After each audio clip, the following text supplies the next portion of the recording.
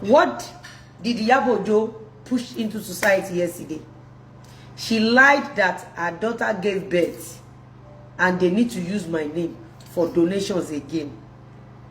You remember that since few days ago, they've been doing their rubbish. The Akim Befuro here started it, and one guy. No, Rice. You don't understand. Let me play this one for you to see how Iyabo Ojo push narrative to wreck and ruin people's life for no reason. And one terrible things about Iyabo Ojo is she lies a lot. She always push fake narratives to group a lot of people to manipulate them against you.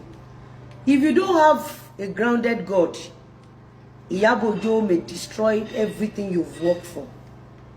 Iyabo Ojo is a terrible and Iyabo Ojo. Let's see. See.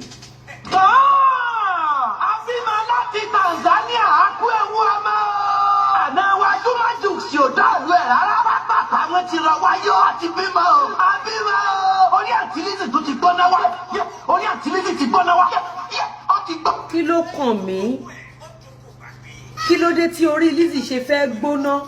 Nítorí pé ọmọ Iyabo Ojo tí ò níṣẹ́ lọ́wọ́. Iyabo Ojo tí yẹ ẹ̀yà wèrè for 30 years. Iyabo Ojo tó ń ba yé àwọn èèyàn jẹ́ gba donation. Kí ló dé tẹ́ ṣe rò pé orí Lizzy ló fẹ́ gbóná? This is how Iyabo Ojo has ruined a lot of people. This is how Iyabo Ojo has ruined a lot of glorious children in this society.